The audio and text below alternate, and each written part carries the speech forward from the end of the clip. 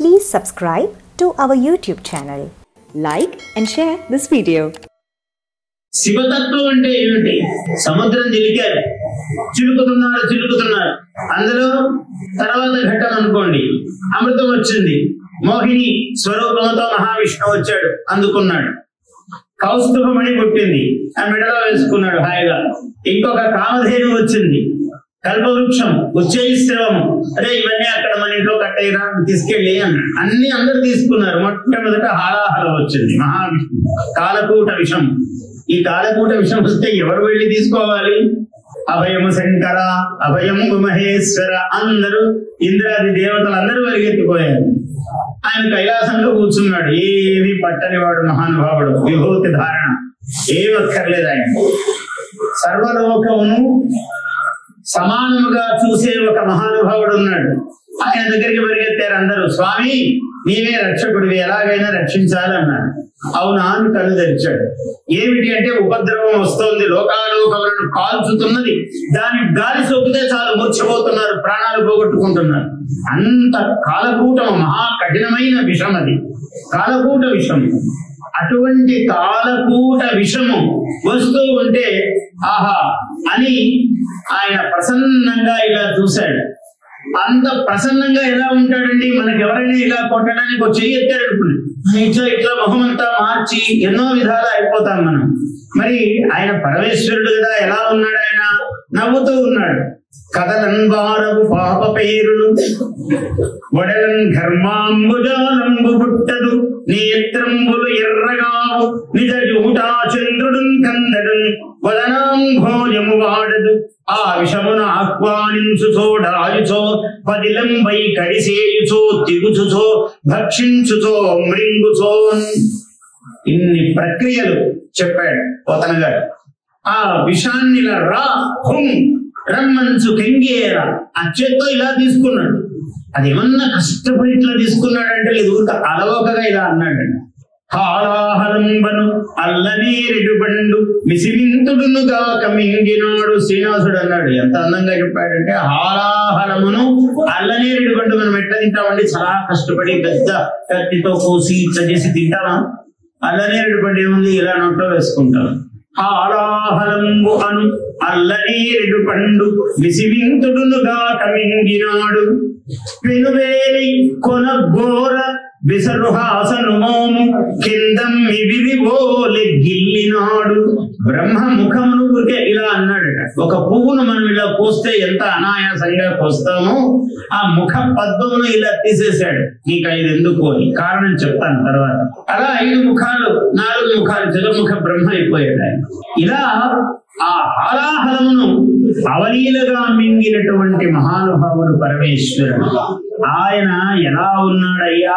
బ్రహ్మాండ వ్యాప్త దేహా కలిత శశికళాః చండ కోదండ హస్తాః. ప్రతి ప్రాణి యందు ఒక కోదండములు దాల్చి ఉన్నాడట ఆయన. కోదండం అంటే విల్లు.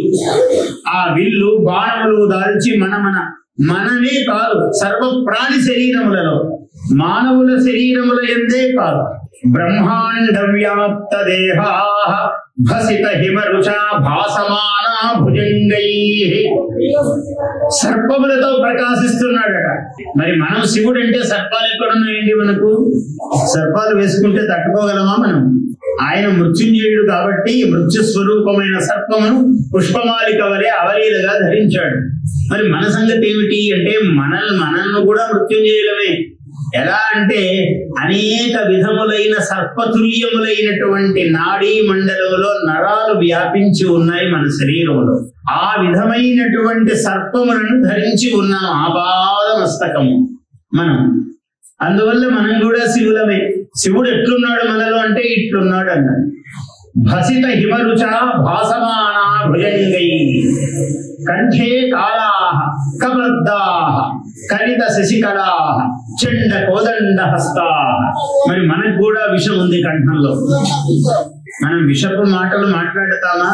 అదంతా విషమే. కంఠంలో నుంచి వెలిగెక్కుతున్నాం. కానీ శివుడు ఏం చేశాడు?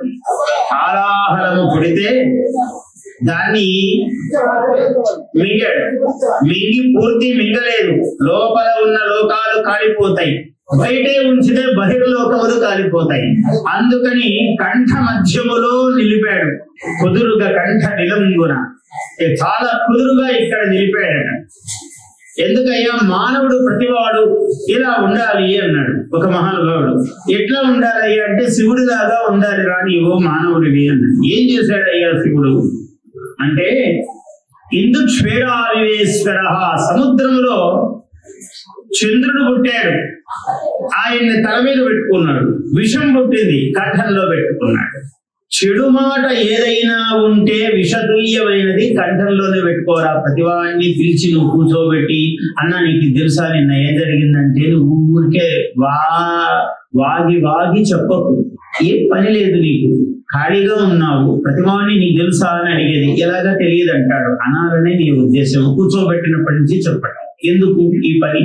శిరసా శ్లాఘతే పూర్వం, ముందు చంద్రుడు పుడితే తల మీద పెట్టుకున్నాడు. పెట్టుకుని ఎంత చల్లనివాడో ఎంత తెల్లనివాడో చూడండి చంద్రుడు అని లోకానికి చూపిస్తున్నాడు. పరగుణ పరమాణం పర్వతీకృత్య, ఇతరులో ఇంత మంచి ఉంటే దాన్ని పర్వతములాగా చెప్పటం అంటే చాలా ఏదో ఎవరి కోసమో కాదు. నీవు శివుడివి ఎట్లవుతావు, నువ్వు శివుడివి ఎలా కావాలి, నీకు ఆ విధానం ఏముంది, ఏ ప్రక్రియను ఆచరిస్తే నీవు శివుడు అవుతావు అంటే శివుడు మనకేం చూపిస్తున్నాడు. హాలాహలమైతే కంఠబిలంలో దాచుకున్నాడు, ఎవరికి అపకారం కలగనీయలేదు. అదే చంద్రుడైతే ఎంత చల్లనివాడు తెల్లనివాడు అని తల మీద పెట్టుకుని లోకానికంతా చూపిస్తూ వెన్నెల అందేటట్టు చూస్తున్నాడు. ఇతరుల గుణము ఉంటే మంచిది 10 సార్లు చెప్పు, దోషం ఉంటే ఒక్కటి కూడా చెప్పకు బయటికి, అది గొంతులోనే హరించు.